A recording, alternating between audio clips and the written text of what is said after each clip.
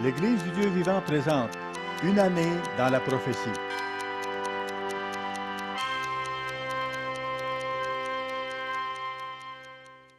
Que réserve l'avenir? Vers quoi le monde se dirige-t-il? Peut-on vraiment connaître l'avenir? Tout au long des générations, ceux qui ont fait des prédictions ont tenu leur public en haleine avec leurs prétendues prophéties. Mais à plusieurs reprises, plusieurs se sont avérés être des charlatans et des imposteurs. Il y a toutefois une source de prédiction qui existe depuis des milliers d'années que vous pouvez vérifier comme étant vraie et exacte. Le livre le plus publié de l'histoire humaine, la Sainte Bible. Ce livre révèle les secrets de l'humanité, les mystères cachés qui, lorsqu'ils sont compris, nous montrent qui nous sommes et ce qui vient. Les divers livres qui forment votre propre Bible constituent la parole de Dieu, l'essence même de la pensée de Jésus-Christ, le Fils de Dieu. Les prophéties bibliques montrent que nous vivons dans les derniers jours de l'époque actuelle. Comment le savons-nous? Plusieurs ont déjà pensé que le retour du Christ était imminent. Néanmoins, les décennies et les siècles continuent de passer. L'apôtre Pierre a prédit que, dans les derniers jours, il viendra des moqueurs avec leur raillerie. Ils disent où est la promesse de son avènement, car depuis que les pères sont morts, tout demeure comme dès le commencement de la création. 2 Pierre 3, versets 3 et 4. C'est encore ce qui se passe aujourd'hui. Durant les années précédant 2012, certains ont commencé à s'inquiéter concernant les prophéties mayas. Certains ont même déployé de grands efforts pour se préparer à la fin du monde. Hollywood s'est lancé dans des super productions décrivant ce qui aurait pu arriver en 2012. Nous sommes toujours là. Ça ne s'est pas produit. Cela signifie-t-il que la fin n'arrivera jamais? Dieu déclare clairement dans sa parole qu'il annonce dès le commencement ce qui doit arriver. Ésaïe 46, verset 10. Son plan est positif, rempli de bénédictions, de force et de courage pour ceux qui mettent leur confiance en lui, même quand les temps deviennent difficiles. Il a dit aux Israélites allant en captivité, « Car je connais les projets que j'ai formés sur vous, dit l'Éternel, projets de paix et non de malheur, afin de vous donner un avenir et de l'espérance. » Jérémie 29, verset 11. Dieu est fidèle et bon. Il est le rémunérateur de ceux qui le cherchent diligemment. Hébreux 11, verset 6.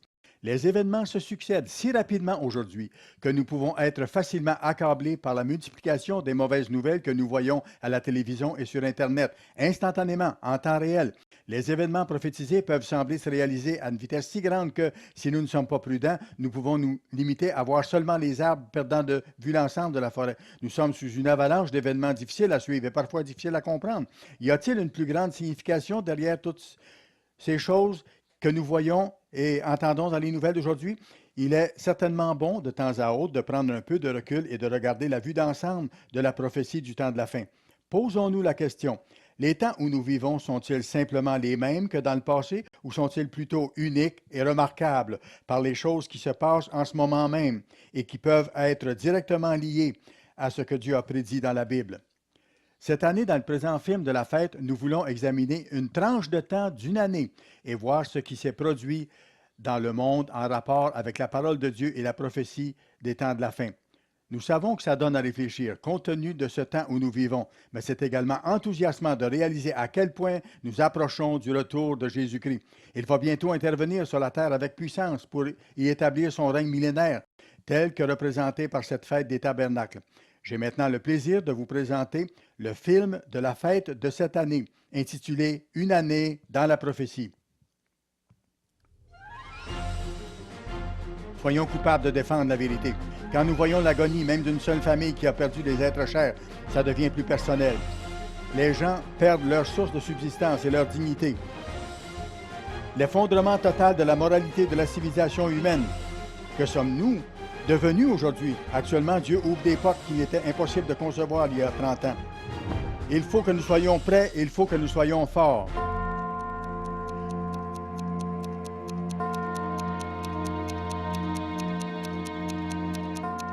Le déclin moral de l'Amérique. Mais si vous ne m'écoutez point et ne mettez point en pratique tous ces commandements, si vous méprisez mes lois et si votre âme en horreur mes ordonnances, en sorte que vous ne pratiquiez point tous mes commandements et que vous rompiez mon alliance, voici alors ce que je vous ferai. J'enverrai sur vous la terreur, je briserai l'orgueil de votre force. Bonjour mes amis. Un sondage Gallup effectué en 2011 aux États-Unis déclarait ceci. La confiance dans le rêve américain traditionnel selon lequel chaque génération pouvait améliorer sa situation dans le monde et atteindre un meilleur niveau de vie que la génération précédente semble s'estomper. Les Américains sont de moins en moins portés à y croire aujourd'hui qu'à toute autre époque documentée. Fin de la citation. Pourquoi? Pourquoi cette vision pessimiste de l'avenir? En 2006, le président Obama a prononcé un discours à partir d'un texte écrit à l'avance. Toutefois, il a mal lu son texte en excluant le mot « juste ». Il a dit « Quoi que nous ayons été dans le passé, désormais, nous ne sommes plus une nation chrétienne. » Vous l'avez peut-être entendu. Cette déclaration fut publiée à grande échelle. Le texte de sa déclaration fut ensuite publié pour expliquer davantage et pour contrer la critique. Je crois que le texte publié est exact et qu'il décrit très bien le changement très significatif qui se produit en Amérique. Ce texte dit ceci. Considérant la diversité de plus en plus grande de la population américaine, les dangers du sectarisme n'ont jamais été aussi grands. Quoi que nous ayons été dans le passé, désormais, nous ne sommes plus juste une nation chrétienne.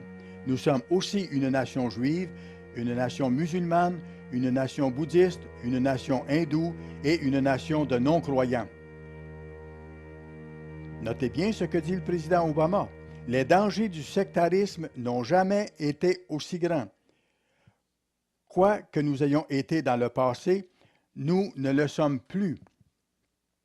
L'augmentation de la diversité culturelle et religieuse, de même que le rejet de toute conviction religieuse par le nombre sans cesse croissant de non-croyants, a changé le caractère de notre nation. Le président Obama a déclaré « Quoi que nous ayons été, nous ne le sommes plus. » Ce que nous avons été, qu'est-ce que ça veut dire? Qu'est-ce que nous étions? Nous étions une nation où les 10 commandements étaient affichés dans nos églises, dans nos édifices publics, dans nos cours de justice, nos écoles, nos foyers à travers le pays. Des passages des Écritures étaient inscrits sur les monuments et les statues élevées à l'honneur de nos héros nationaux et de nos dirigeants éminents. Nos grands-parents avaient appris à lire en utilisant la Bible comme manuel scolaire. Que sommes-nous devenus aujourd'hui? L'Amérique est maintenant une nation de sectarisme. Au milieu de nous se trouve présentement une foule grandissante de musulmans, de bouddhistes, d'hindous et de non-croyants. Nous comptons plus de 36 millions d'immigrants récents aux États-Unis aujourd'hui. Pat Buchanan, un ancien candidat à la présidence américaine, déclare ceci dans son livre intitulé « État d'urgence ». Ce n'est plus la sorte d'immigration que l'Amérique connaissait, lorsque des hommes et des femmes faisaient consciemment le choix de tourner le dos à leur terre d'origine pour traverser l'océan et devenir américains. Nous assistons en fait à une invasion, la plus grande invasion de l'histoire. Rien d'une telle ampleur ne s'est jamais produit en une si courte période de temps.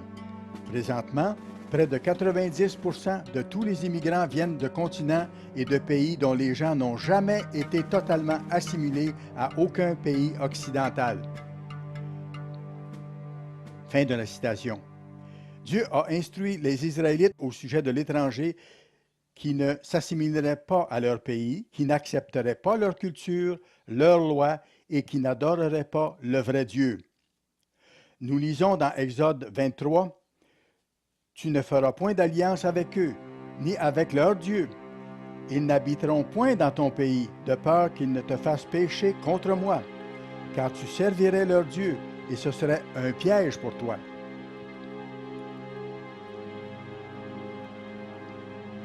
Aujourd'hui, plusieurs de nos éducateurs, médecins, avocats et dirigeants d'organismes sont des immigrants qui ne se sont pas assimilés à l'Amérique. Ils ont gardé leur culture, leurs croyances religieuses, leur idéologie. Leur influence est un facteur significatif en ce qui a trait au changement des valeurs, de la moralité et des priorités de l'Amérique. Nous sommes devenus une nation fortement divisée au niveau des idées et des opinions. Les divisions et l'intérêt personnel ont poussé nos dirigeants à une attitude d'immobilisme dangereux, et ce, malgré les graves défis très évidents qui se posent. Nous sommes confrontés à une augmentation constante de notre dette publique et privée. Elle menace tous les aspects de notre société et de notre avenir. Nous sommes dans une crainte de plus en plus grande devant la menace d'actes terroristes venant de l'extérieur ou de l'intérieur de nos frontières. Nous affrontons plusieurs autres défis en ce qui a trait, par exemple, à notre système de santé, à l'emploi, à notre système judiciaire, notre système de prison, l'éducation, comment rencontrer nos engagements militaires, comment remettre à niveau nos infrastructures de routes, de ponts, de transports et même notre réseau électrique. Nous sommes de moins en moins préparés à faire face à l'avenir. Les divisions et les conflits internes constituent la plus grande menace pour notre futur. Notre inaction chronique et les débats internes sans fin paralysent l'Amérique. Il nous faudrait agir pour régler les problèmes, mais il est impossible de s'entendre.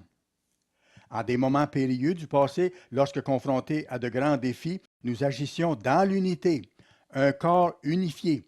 Mais aujourd'hui, nous protestons, nous argumentons, nous délibérons à n'en plus finir. Une nation sous Dieu n'est tout simplement plus vrai aujourd'hui. Qu'est-ce qui attend l'Amérique? Sans le repentir et un changement complet d'esprit, Jésus-Christ, le roi des rois et le Seigneur des seigneurs, a décrit clairement le résultat de cette division et des conflits internes. Nous lisons dans Matthieu 12, verset 25, « Tout royaume divisé contre lui-même est dévasté, et toute ville ou maison divisée contre elle-même ne peut subsister. »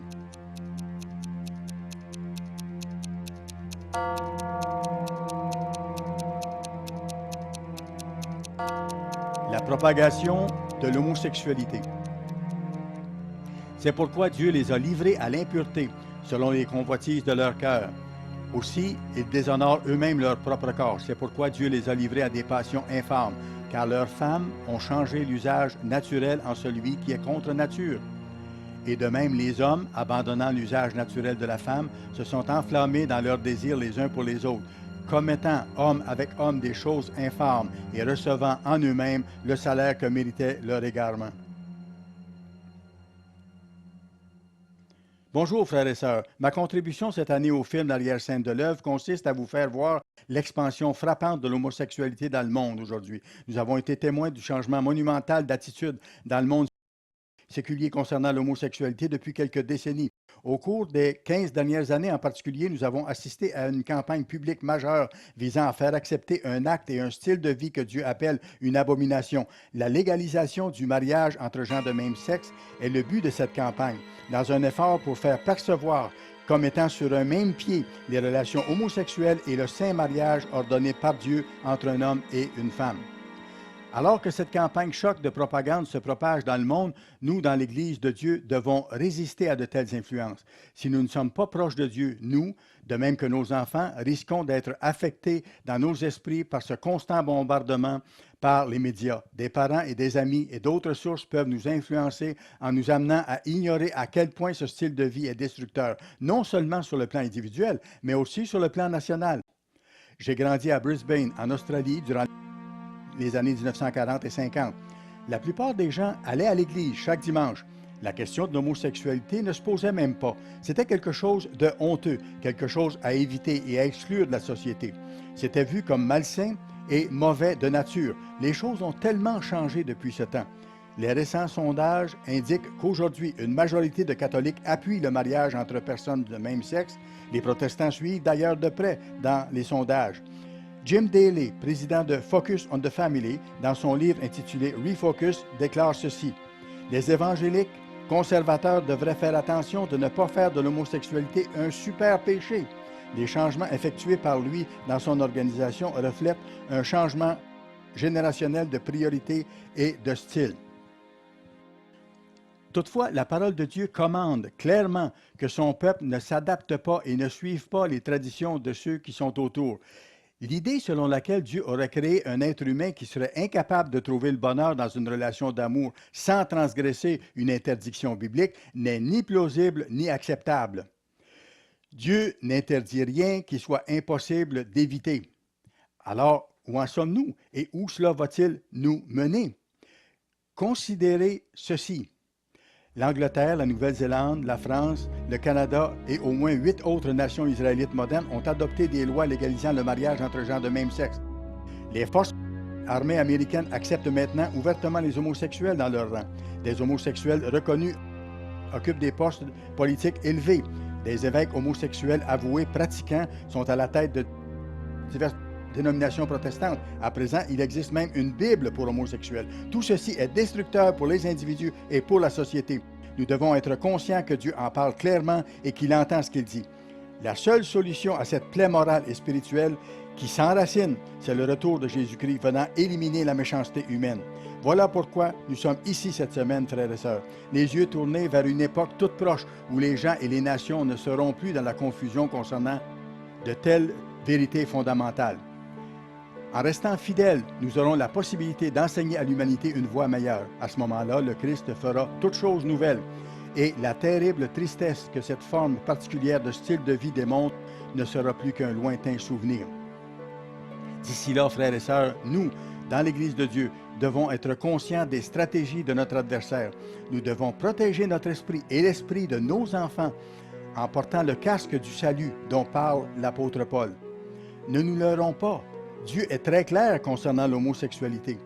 Ça détruira toute personne ou toute nation qui refusera de se repentir et d'abandonner une telle pratique. Même sans considérer la Bible, les données historiques le prouvent. Les États-Unis, le Canada, l'Australie, la Nouvelle-Zélande et le monde occidental en général ont systématiquement rejeté la parole de Dieu. Vous et moi, tous ceux qui servent Dieu, seront éventuellement haïs du monde entier à cause de son nom. Cette haine se développe en partie à cause de notre refus de faire des compromis sur cette question très importante. Si nous devons être accusés, que nous soyons reconnus coupables de défendre la vérité.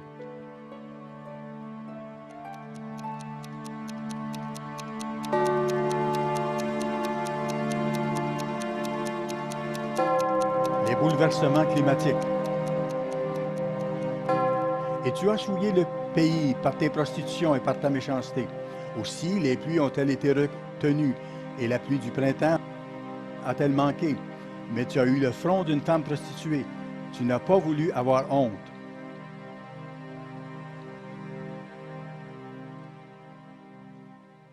Dieu a appelé les siens à jouer le rôle de sentinelle. On peut lire la description de cette responsabilité dans Ézéchiel au 33e chapitre. Le docteur Meredith a mis l'emphase sur cette responsabilité actuelle dans un article de la revue Le Monde de demain de mai-juin 2011 intitulé « Implorons Dieu qu'il nous accorde les dons de l'Esprit ». Il écrit ceci. « Car nous, dans l'Église du Dieu vivant, avons été appelés pour accomplir une œuvre puissante avant la grande tribulation et avant le retour du Christ. Si nous n'avertissons pas nos nations de ce qui les attend, qui le fera? Ne perdons pas de vue le message d'Ézéchiel 33, versets 1 à 7. Car comme l'expliquait M. Herbert W. Armstrong, c'est notre responsabilité collective en tant que véritable Église de Dieu. En tant que sentinelle, nous voyons se réaliser diverses tendances prophétiques. Une de ces tendances se retrouve constamment dans les nouvelles, les bouleversements du climat et les désastres naturels. Quelle ampleur peuvent atteindre les dommages d'un tremblement de terre?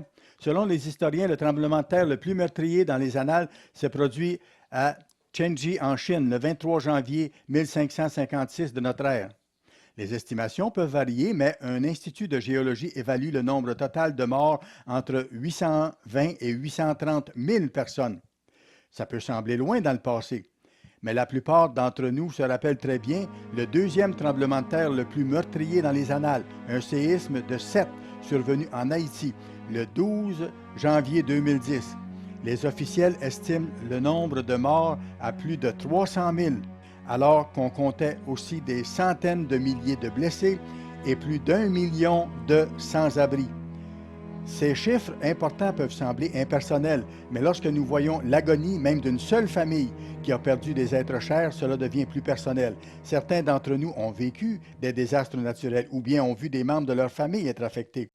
Mon épouse et moi avons un membre de notre famille à Joplin, au Missouri, qui a survécu à une tornade majeure il y a 2 ans à peine. Plusieurs membres de l'Église l'ont aussi expérimenté à ce moment-là. Notre compte-rendu hebdomadaire de World Ahead du 26 mai 2011 relatait ceci.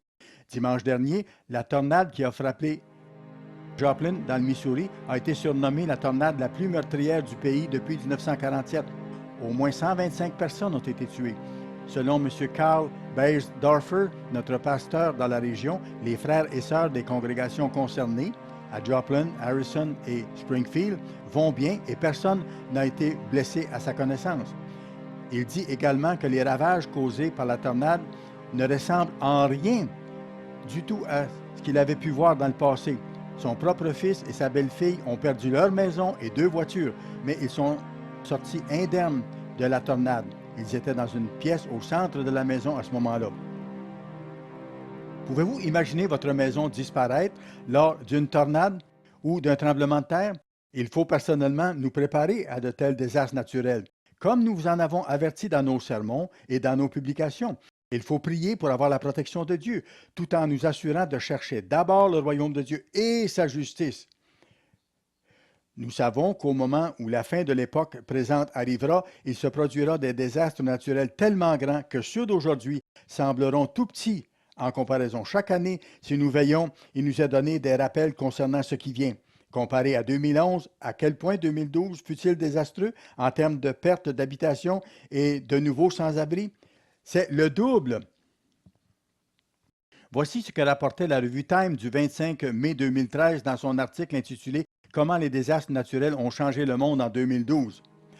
Un nombre estimé de 32 400 000 personnes autour du monde ont été forcées d'abandonner leur maison l'année dernière à cause de problèmes reliés à la température dans 98 % des cas, selon les données que vient de rendre publiques le Conseil norvégien pour les réfugiés.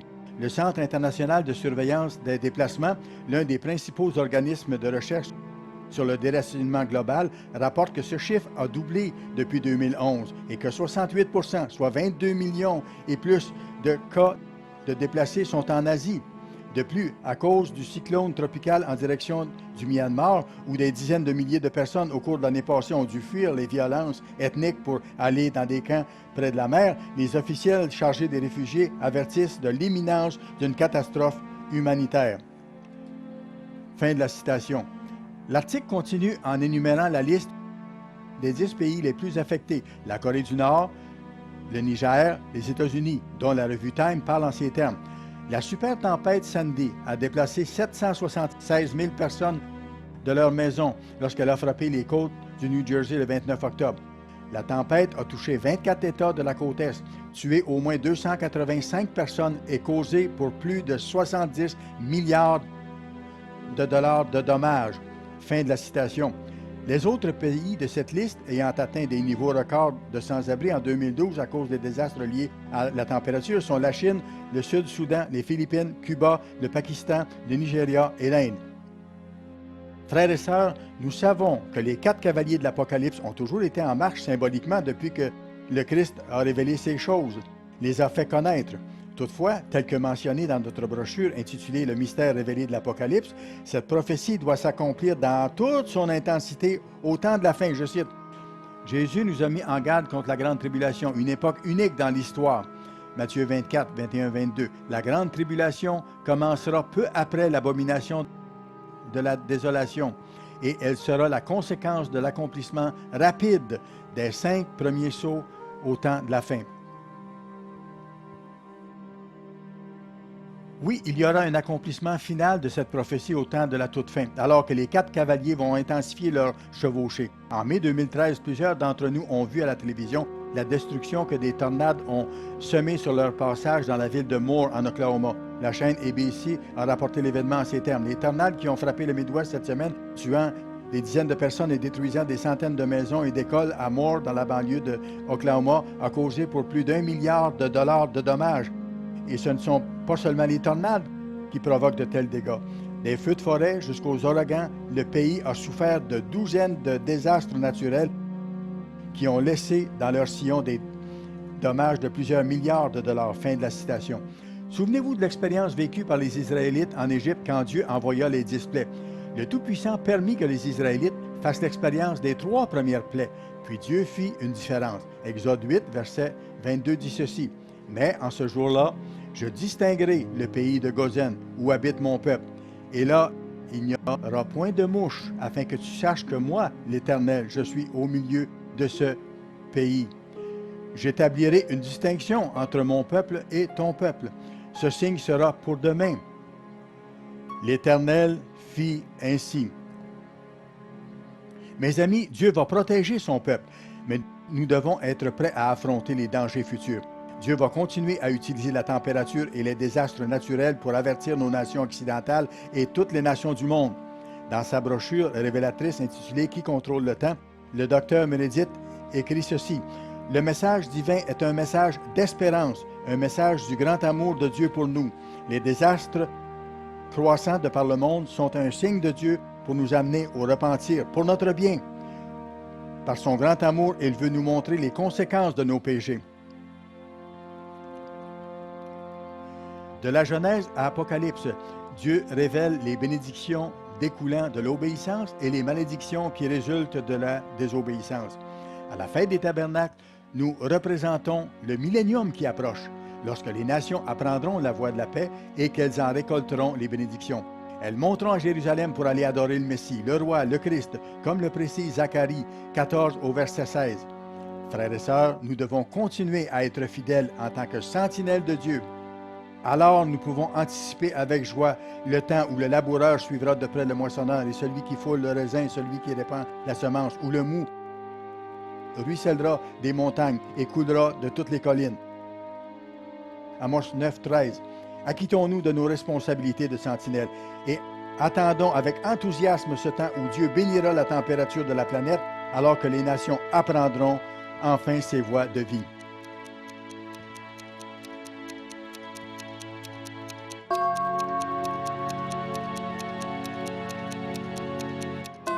La montée en puissance de la Chine et de l'Orient. Le nombre des cavaliers de l'armée était de 2 myriades de myriades, 200 millions. J'en entendis le nombre. Et ainsi, dans la vision, je vis les chevaux et ceux qui les montaient, ayant des cuirasses couleur de feu, d'hyacinthe et de soufre. Les têtes des chevaux étaient comme des têtes de lions, et de leur bouche il sortait du feu, de la fumée et du soufre. Le tiers des hommes fut tué par ces 3 fléaux.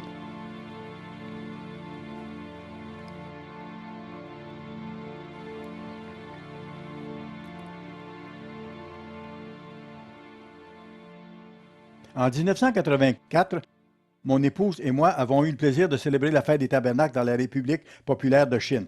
À cette époque, à peu près tous portaient des vêtements verts et bleus de style Mao, semblant avoir été conçus pour s'adapter à toutes les tailles.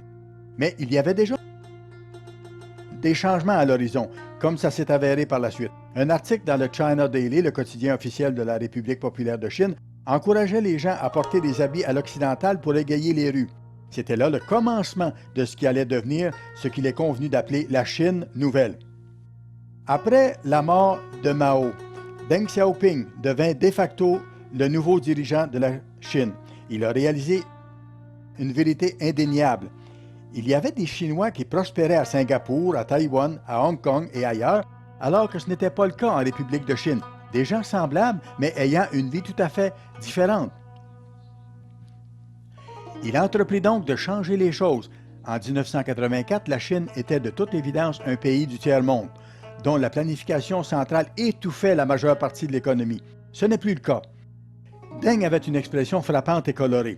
Il disait « Peu importe si un chat est noir ou si le chat est blanc, un chat qui attrape les souris est un bon chat. » 30 ans plus tard, les résultats du socialisme aux caractéristiques chinoises sont à couper le souffle. La Chine représente aujourd'hui la 2e plus importante économie du monde. Son produit intérieur brut a connu une croissance de plus de 10 % par année au cours des 30 dernières années.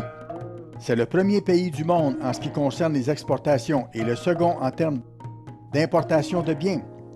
La Chine d'aujourd'hui est le pays qui produit le plus de produits agricoles et elle exporte massivement des denrées alimentaires. Elle possède seulement 10 des terres arables de la planète, mais elle nourrit plus de 20 de la population mondiale.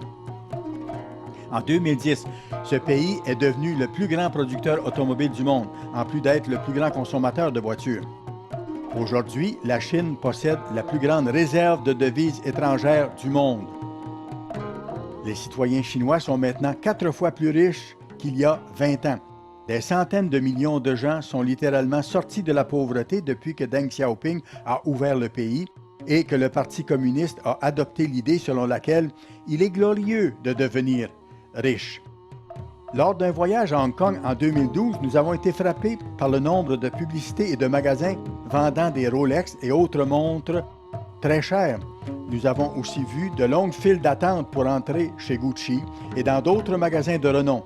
Faire de l'argent et faire étalage de son statut social est devenu très important en Chine. Toutefois, malgré cette grande augmentation de richesse, des études récentes montrent que les Chinois ne sont pas plus heureux aujourd'hui qu'ils ne l'étaient il y a 20 ans. En partie, c'est dû au fait qu'ils suscitent l'envie de ceux qui ont moins, mais ce n'est pas la seule raison. Et ce fait n'est pas passé inaperçu aux yeux des dirigeants qui reconnaissent que quelque chose manque, que la vie doit être plus que simplement faire de l'argent et accumuler des richesses.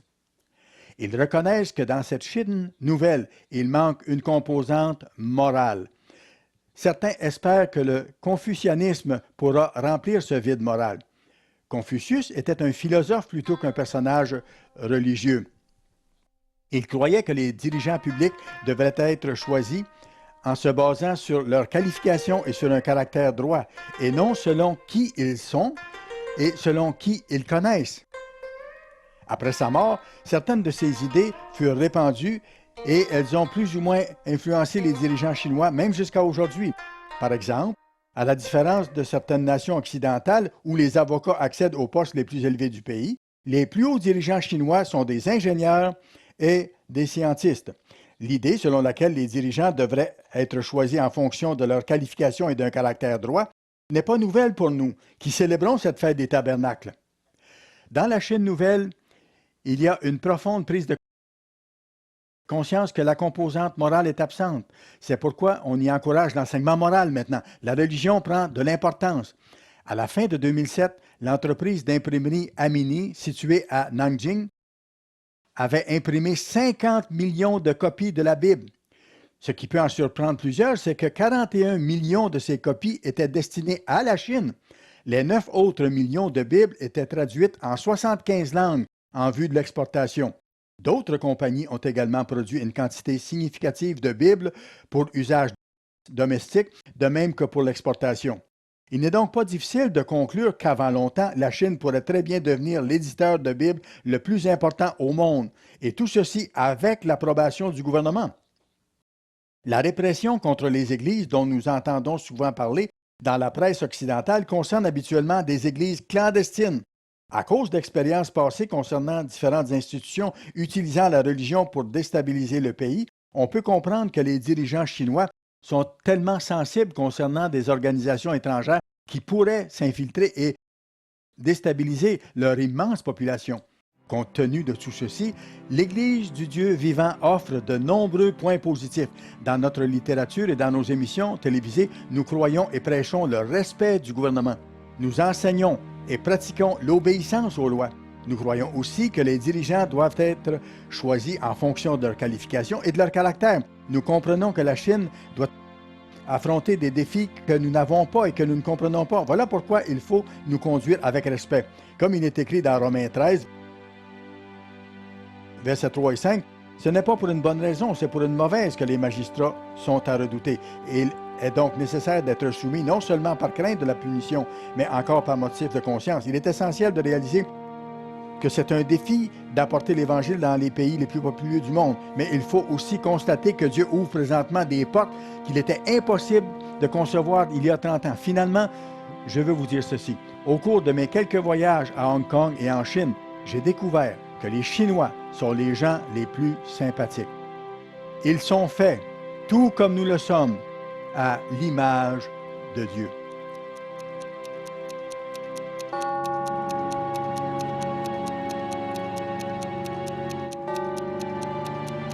L'émergence d'un nouveau pape. Puis je vis monter de la terre une autre bête, qui avait 2 cornes, semblables à celles d'un agneau, et qui parlait comme un dragon.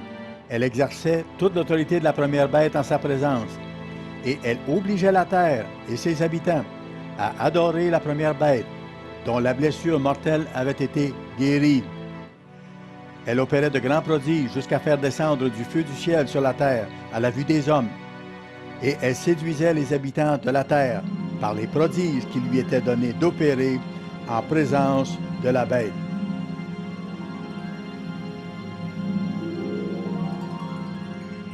À ce moment-ci de l'histoire, nous sommes témoins de l'accélération d'une tendance qui a été mise en branle il y a plus de 50 ans.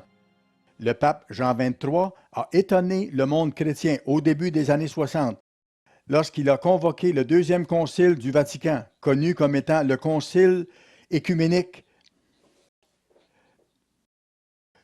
Selon l'Encyclopédia Britannica, l'écuménisme est le mouvement mondial visant l'unification ou la coopération entre les églises chrétiennes du monde.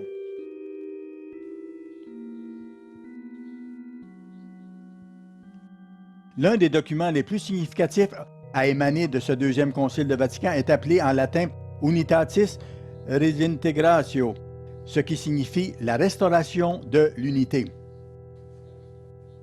Ce document ouvrait la voie à un changement fondamental dans l'approche historique de l'Église catholique, l'approche qu'elle avait eue jusque-là envers ceux qui avaient quitté son organisation, ceux qui, selon la prophétie, sont identifiés comme étant ses filles, c'est-à-dire l'Église orthodoxe de l'Est, dont le départ est appelé le grand schisme de l'an 1054, de même que ceux qui ont quitté en s'associant à la réforme protestante qui a eu lieu par la suite au cours du 16e siècle. Selon ce même document, produit lors du Concile Vatican II, ceux qui avaient quitté l'Église catholique n'étaient plus appelés des hérétiques, mais on les appelait désormais des frères séparés. Ceci a eu pour résultat qu'en 1964, l'Église catholique et l'Église orthodoxe de l'Est ont annulé l'excommunication mutuelle qu'elles avaient décrétée l'une envers l'autre en l'an 1054. À partir de là, la porte était ouverte de chaque côté pour entreprendre un dialogue entre ces églises. Jean-Paul II a accentué davantage l'effort écuménique de réconciliation avec l'Est en se rendant visiter des pays à majorité orthodoxe comme la Roumanie, la Bulgarie, la Géorgie, la Grèce et l'Ukraine. Jean-Paul II a également été capable de réaliser des progrès écuméniques surprenants avec plusieurs dénominations protestantes, en permettant à d'anciens prêtres épiscopaux de devenir prêtres catholiques. Il a également admis certaines paroisses dans l'Église catholique. Un autre événement marquant de sa papauté fut la signature d'une déclaration commune avec la Fédération luthérienne mondiale, réglant ainsi une différence doctrinale de base concernant le concept de la justification, c'est-à-dire comment un pécheur peut recevoir le salut. Quant au pape Benoît XVI, ce qu'il estimait être la tâche la plus importante de sa papauté, il l'a déclaré dans sa toute première allocution au Collège des cardinaux qui venait de l'élire pape.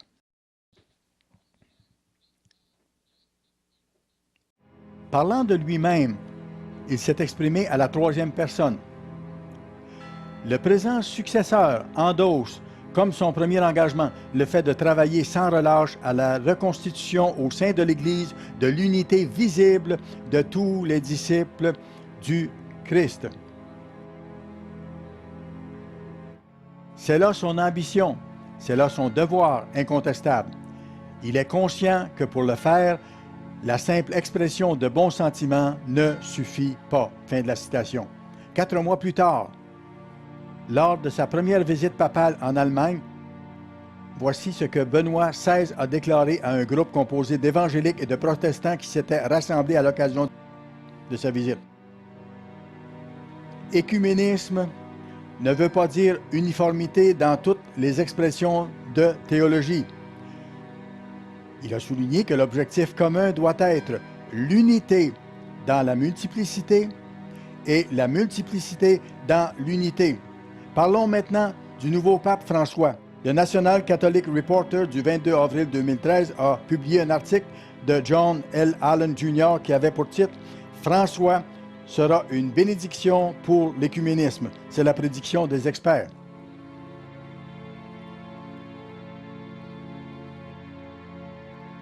J'en cite ici le premier paragraphe. Pendant des années, les experts de l'écuménisme ont dit que le principal obstacle au retour ensemble de la famille chrétienne divisée n'était pas tellement la papauté, mais un certain modèle trop monarchique de cette papauté.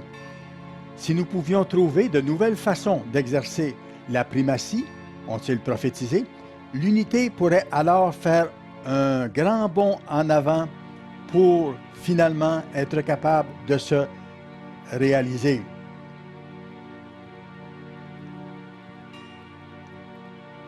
Un vétéran expert de ces questions croit qu'avec l'arrivée de François, ces nouvelles façons peuvent très bien être mises en place, prédisant que ce pontife sera un champion de l'écuménisme. L'approche simple du pape François a créé une impression très positive dans le monde entier dès le début.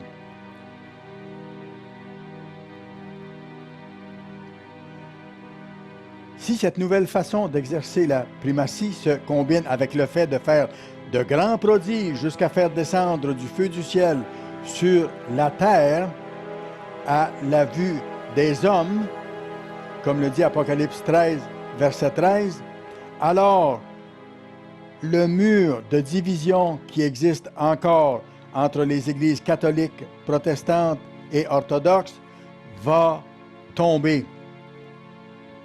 Cela va probablement se produire soudainement, comme c'est arrivé avec le mur de Berlin. Quelqu'un a dit qui aurait pu penser un jour que le mur allait tomber le lendemain matin. Les chrétiens conservateurs et ayant des vues traditionnalistes seront alors convaincus que le Sauveur qui va empêcher l'effondrement moral de toute la civilisation humaine est apparu sur la scène mondiale, qu'il vient d'apparaître.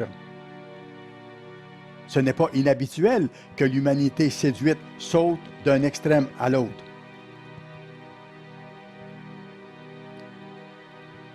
Selon la prophétie biblique, quand les pécheurs auront comblé la mesure, ce qui inclut certainement la campagne mondiale faisant la promotion du mariage entre personnes de même sexe, quand les pécheurs auront comblé la mesure, il s'élèvera un roi impudent et expert en astuces, Daniel 8, verset 23.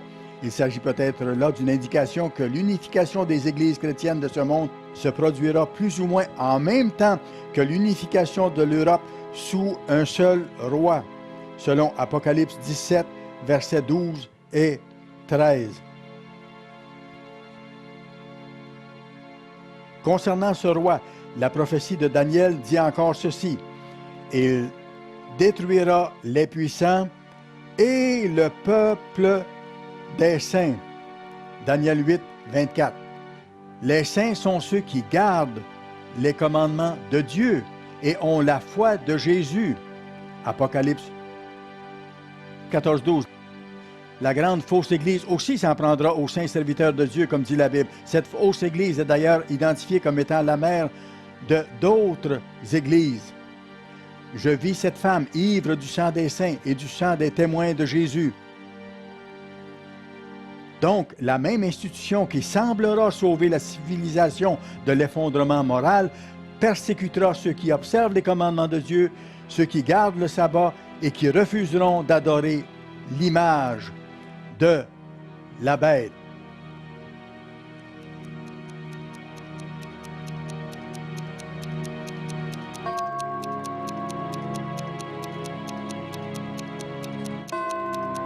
L'Europe et le Moyen-Orient. Les 10 cornes que tu as vues sont 10 rois qui n'ont pas encore reçu de royaume, mais qui reçoivent autorité comme rois pendant 1 heure avec la bête. Ils ont un même dessein, et ils donnent leur puissance et leur autorité à la bête. Ils combattront contre l'agneau, et l'agneau les vaincra, parce qu'il est le Seigneur des seigneurs et le Roi des rois, et les appelés, les élus et les fidèles qui sont avec lui les vaincront aussi. Quand les disciples du Christ lui demandèrent quel serait le signe de son retour et de la fin du monde actuel, il a répondu « Surveillez les prophéties ». Ces prophéties indiquent que les grands événements marquant la fin de la présente époque vont se passer en Europe et au Moyen-Orient. Et nous voyons ces prophéties s'accomplir aujourd'hui. Il y a plus de 2500 ans, le prophète Daniel a écrit des visions du futur, des événements devant se produire dans les derniers jours. Les visions que Daniel décrit au chapitre 2 et au chapitre 17 de son livre décrivent une grande statue dont les pieds se composent d'un mélange de fer et d'argile. Il a décrit aussi un grand animal ayant des dents de fer et 10 cornes, lequel agit en harmonie avec un important personnage religieux. Ces visions se rapportent à une résurgence de l'Empire romain dans les derniers jours, c'est-à-dire à l'apparition en Europe d'un pouvoir ayant des liens précis avec l'ancien Empire romain. La vision de l'apôtre Jean relatée dans Apocalypse 17, versets 12 et 13, indique que cette résurrection de l'Empire romain au temps de la fin comprendra 10 rois, c'est-à-dire 10 dirigeants ou 10 nations qui donneront leur puissance à une bête. En fait, ils vont remettre leur souveraineté à un gouvernement central dirigé par une puissante personnalité politique qui va paraître en Europe, là où l'Empire romain et le Saint-Empire romain ont existé durant des siècles. Des prophéties que l'on voit dans Ésaïe 10 ainsi que dans Osée 5 et 10 indiquent que l'Assyrie, c'est-à-dire l'Allemagne moderne, jouera un rôle prépondérant dans la réapparition au temps de la fin d'une puissance européenne liée aux Romains d'autrefois. Plusieurs se sont demandé comment l'Union européenne pourrait accomplir ces prophéties, puisque présentement elle se compose de 27 nations et que d'autres nations cherchent à y adhérer. Toutefois, les événements en Europe commencent à laisser entrevoir comment cela va se réaliser. Aujourd'hui, l'Europe est aux prises avec une crise financière majeure qui menace son existence même. L'Europe commence même à se fragmenter et à se désintégrer, tout comme l'annonce la prophétie de Daniel au sujet du mélange de fer et d'argile. En fait, la présente crise financière européenne ouvre des failles entre le Nord et le Sud, entre les riches pays créditeurs du Nord, où le chômage est peu élevé, et les pays débiteurs et endettés du Sud, où le taux de chômage est élevé, où les gens perdent leur gagne-pain et leur dignité. L'Angleterre semble vouloir quitter l'Union européenne et la France perd son habileté à déterminer la direction à prendre par l'Europe. Toutefois, et ce qui est vraiment remarquable, c'est que la crise financière a propulsé l'Allemagne à une position de leadership en Europe, telle que la prophétie biblique l'a annoncé depuis longtemps. Puisque l'Allemagne a la plus solide économie du continent, les autres nations se tournent maintenant vers elle pour les aider à sortir de leurs problèmes financiers. Par ailleurs, l'Allemagne commence à fixer des règles et des conditions avant d'accorder des prêts. Et, comme plusieurs observateurs commencent à le noter, l'Europe est en train de devenir allemande, alors que les Allemands font la promotion de leurs idées dans les nations européennes. Dans un effort pour maintenir l'Union européenne et pour empêcher l'effondrement de l'euro, l'Allemagne émerge comme le leader dominant de l'Europe et comme le maître d'école aussi de l'Europe. Ils sont prêts à montrer aux autres nations comment régler leurs problèmes. Ulrich Beck, un sociologue allemand, a déclaré que personne n'a planifié que cela arrive, c'est-à-dire que l'Allemagne se retrouve en position dirigeante, mais ça arrive. Dans le passé, l'Allemagne a essayé de dominer l'Europe par la force des armes à plusieurs reprises, mais ils ont échoué. Or, aujourd'hui, l'Allemagne se voit encouragée à occuper une position de leadership.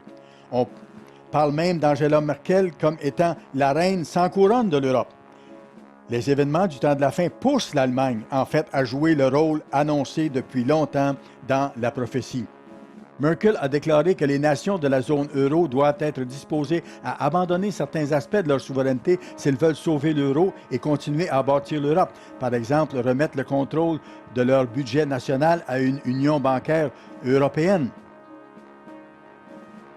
C'est exactement ce que l'apôtre Jean a prédit il y a environ 2000 ans. Ulrich Beck a aussi écrit dans son nouveau livre intitulé « L'Europe allemande » que devant une catastrophe majeure, telle l'effondrement de l'euro, Des décisions pourraient se prendre qui auraient été tout simplement impensables, voire même illégales, seulement quelques mois auparavant, en termes de constitution nationale. On peut assister à de surprenantes décisions en Europe dans les jours et les mois qui viennent. Beck déclare que même les discussions au sujet de l'effondrement de l'Europe et de l'euro pourraient avoir comme effet, comme résultat, j'utilise ces mots, la naissance d'un monstre politique, ce qui correspond à la prophétie biblique d'Apocalypse 13, versets 1 à 3, décrivant l'apparition d'une puissance européenne appelée la bête, qui va surprendre le monde. Dans la crainte d'une catastrophe majeure, un ou des leaders européens pourraient utiliser cette crise pour acquérir davantage de puissance et ouvrir la voie vers un contrôle gouvernemental sur toute l'Europe. Un article paru récemment dans le Times de Londres déclarait que l'Europe qui émergera de la crise financière sera différente de l'Europe qui est entrée dans cette même crise financière. Au cours de la dernière année, les dirigeants européens ont davantage porté leur attention sur les 17 pays formant la zone euro et ils ont commencé à exclure les nations qui ne font pas partie de la zone euro.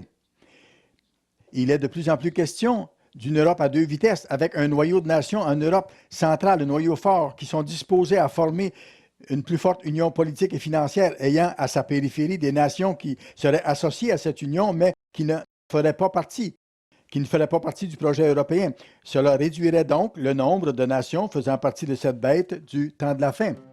L'émergence de la bête en Europe, formée principalement de 10 nations, pourrait être favorisée également par d'autres événements prophétisés comme devant se produire au Moyen-Orient. Brandon Sims, un historien de l'Université Cambridge, en Angleterre, a déclaré dans son nouveau livre intitulé « Europe » que, dans le passé, ce n'est que devant une menace extérieure ou intérieure que les Européens ont pu expérimenter l'unité. Aujourd'hui, l'Europe affronte une crise financière intérieure qui menace son existence même, en plus du fait que, sur son territoire, vivent 13 millions de musulmans qui ne se sont pas assimilés, qui sont sans emploi, exclus et en colère. En plus de ces menaces extérieures, il y a la montée du fondamentalisme islamique au sud et à l'est de l'Europe, à travers l'Afrique du Nord et le Moyen-Orient, où des islamiques radicaux attaquent les Occidentaux, chassent les chrétiens, installent la loi islamique et rêvent d'un califat global, ce qui inclut le fait de prendre le contrôle de l'Europe. C'est un rêve des musulmans depuis les années 600. À la lumière de ces menaces qui se développent envers l'Europe, il faut nous souvenir ce que Daniel a prophétisé au chapitre 11. Au temps de la fin, le roi du Midi se heurtera contre lui, contre le roi du Nord, mais le roi du Sud sera défait par le roi du Nord. Nous voyons cette offensive se réaliser aujourd'hui dans les actions terroristes de musulmans radicaux qui tirent sur les gens et font sauter des bombes en Europe, dans les manifestations et les émeutes provoquées dans les rues des villes européennes par les musulmans mécontents, de même que dans les tortures, les meurtres et les décapitations de chrétiens dans les pays musulmans. Ces actions militantes des musulmans qui menacent l'existence de la culture européenne peuvent très bien raviver l'intérêt pour la foi catholique qui a longtemps été dans le passé un facteur définissant la chrétienté européenne. Ça pourrait être un facteur marquant. C'est exactement ce que l'apôtre Jean a annoncé dans Apocalypse au chapitre 13. Dans sa vision, il a vu une bête et un faux prophète travaillant ensemble pour une courte période de temps à la fin de l'époque présente. Alors que les sceptiques se moquent à l'idée d'un Dieu tout-puissant qui guide les événements mondiaux et que les incrédules sourient à l'idée que la Bible est la parole inspirée de Dieu, les événements se développent présentement dans l'exacte direction prédite il y a longtemps dans les pages de la Bible. Et ces anciennes prophéties prennent forme aujourd'hui dans les nouvelles, sous nos yeux, particulièrement en ce qui a trait à l'Europe et au turbulent Moyen-Orient.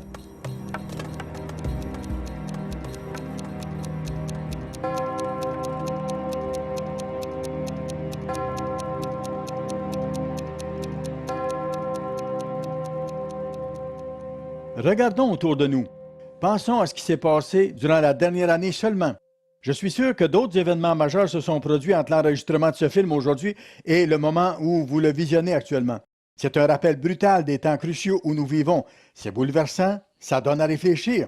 Néanmoins, c'est excitant d'avoir l'espoir du retour de Christ. Jésus-Christ a prophétisé concernant cette époque dans sa prophétie du Mont des Oliviers, relatée dans Luc 21. Il a dit « Il y aura des signes dans le soleil, dans la lune et dans les étoiles. Et sur la terre, il y aura de l'angoisse chez les nations qui ne sauront que faire au bruit de la mer et des flots, les hommes rendant l'âme de terreur dans l'attente de ce qui arrivera sur la terre. » Luc 21, versets 25 et 26. Ces temps prophétiques furent annoncés il y a de nombreuses années, et plus que jamais, ils deviennent aujourd'hui réalité. Jésus a promis qu'il reviendra pour sauver ses élus avant qu'il ne soit trop tard. Il a dit au même chapitre, « Quand ces choses commenceront à arriver, redressez-vous et levez vos têtes, parce que votre délivrance est proche. » Verset 28. Il nous avertit de rester éveillés et alertes. Il nous commande de sortir du péché. Il dit, « Prenez garde à vous-même, de craindre que vos cœurs ne s'apesantissent par les excès du manger et du boire, et par les soucis de la vie, et que ce jour ne vienne sur vous à l'improviste. » Luc 21, verset 34. Jésus-Christ revient bientôt. Il dit, « Veillez donc et priez en tout temps, afin que vous ayez la force d'échapper à toutes ces choses qui arriveront et de paraître debout devant le Fils de l'homme. » Luc 21, verset 36. La fête des tabernacles est un rappel annuel du millénium prophétisé qui va commencer au retour du Christ. 1000 ans de règne de Dieu sur la terre. L'humanité a un bel avenir qui l'attend. Son règne vient très bientôt et il mettra fin à toutes les mauvaises nouvelles, car l'Évangile se réalisera une fois pour toutes. Que Dieu hâte l'arrivée de ce jour. Maintenant, pour les commentaires de conclusion, voici l'évangéliste président de l'Église du Dieu vivant, Dr. Roderick C. Meredith.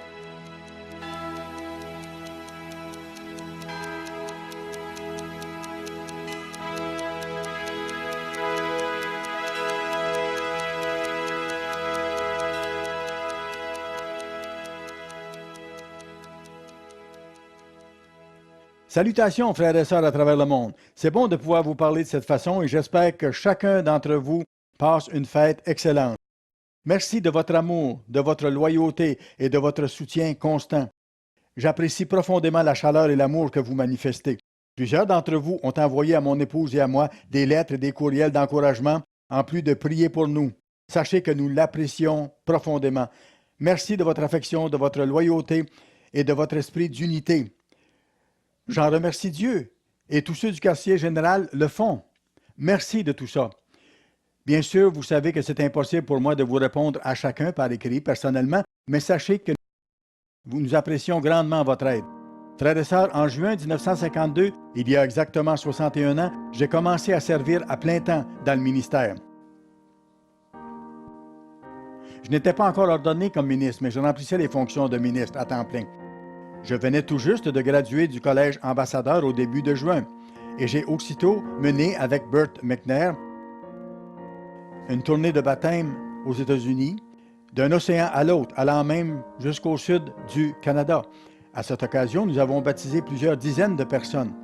Durant cette tournée, qui a duré environ 11 semaines, nous avons parcouru plus de 3000 kilomètres. C'était exigeant, beaucoup de routes, manque de sommeil, divers dangers, comme le fait de voir des armes être pointées en notre direction, toutes sortes de choses excitantes.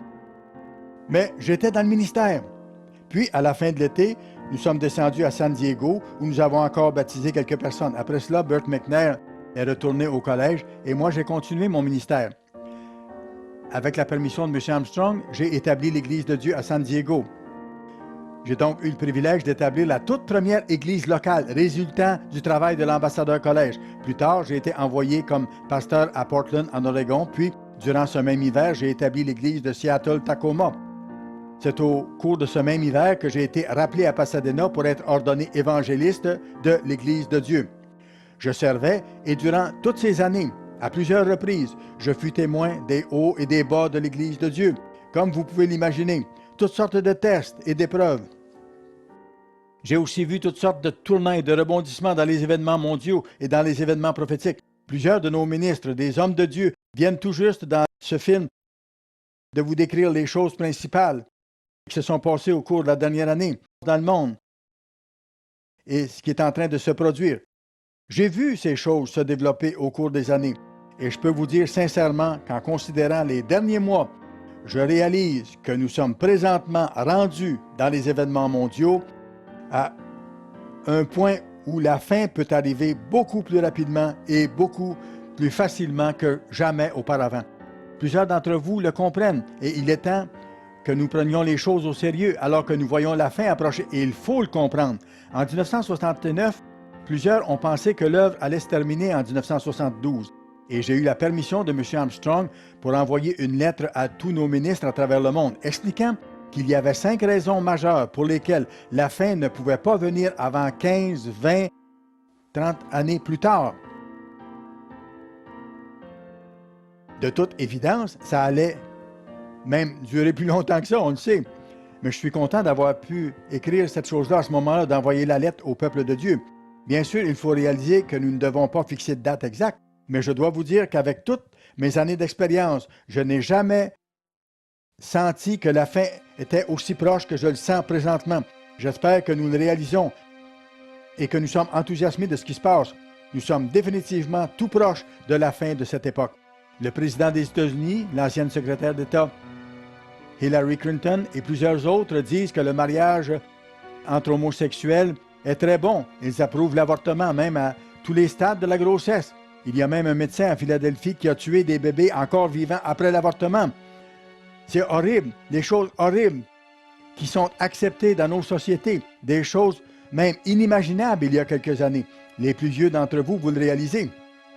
Nous vivons aujourd'hui à une époque différente et il faut le comprendre. Nous savons que Dieu est en train d'intervenir et qu'il va le faire de plus en plus. Pour l'instant, frères et sœurs, nous avons un travail à faire, des responsabilités à accomplir. Je suis très reconnaissant pour le ministère très dévoué que nous avons pour faire ce travail. Dieu nous aide et nous pouvons compter sur des hommes comme ceux que vous venez d'entendre, M. Ames, Dr. Winnale, M. Weston et les autres. Des hommes de Dieu très engagés et je suis très reconnaissant de l'équipe que nous avons. Je vous dis ceci en toute honnêteté devant Dieu. Vous pouvez le vérifier auprès de nos secrétaires et des autres membres de l'équipe ici. Nous avons de l'amour les uns pour les autres ici. Et la plupart d'entre nous sont même de très bons amis. Il y a des ennemis qui disent qu'il y a une lutte de pouvoir ici chez nous. Nous en rions tous quand nous entendons cela. C'est tout à fait ridicule. Il n'y a aucune lutte de pouvoir ici. Nous nous tournons vers Dieu, bien sûr, pour avoir le pouvoir, mais le pouvoir de faire l'œuvre. Et nous travaillons ensemble comme jamais auparavant en tant qu'équipe. Et j'en suis très reconnaissant. Comprenez-le bien. Je suis très reconnaissant pour l'amour, la camaraderie et la loyauté qui caractérisent ici les ministres en charge de l'Église. Nous sommes présentement en position pour accomplir une œuvre plus puissante que jamais, à cause justement de la qualité de l'équipe que nous avons. Satan le sait, par contre.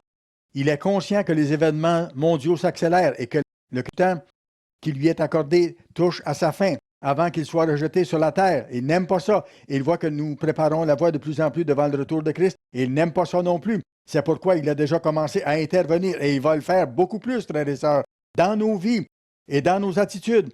Il va s'efforcer de diviser, de décourager, de conquérir. Parfois, si nous ne sommes pas proches de Dieu, nous allons sentir comme une sorte d'attitude négative dans notre esprit pour nous inciter au mal. Parfois, il va essayer de nous décourager. Il faut porter attention et demander à Dieu de nous aider à discerner ces choses-là, de savoir d'où ça vient. Souvent, ça ne vient pas de quelque chose qu'on a vu ou lu ou entendu dernièrement, ça vient de l'air, semble-t-il. Or, qui est le prince de la puissance de l'air? Vous le savez, c'est Satan, le diable. C'est lui le prince de la puissance de l'air. Et il transmet, il diffuse ses attitudes. Il faut réaliser que ça va augmenter, ça n'ira pas en s'améliorant, ça va devenir pire à mesure que la fin va approcher. Et finalement, tel que nous lisons dans Apocalypse 12, il y aura une grande bataille dans le ciel, lors de laquelle lui et ses démons seront jetés sur terre pour la dernière fois. Et il rugira autour du monde dans un effort pour attaquer, blesser, décourager, diviser et ébranler le peuple de Dieu. Ne le laissez pas vous atteindre, ni atteindre aucun des enfants de Dieu.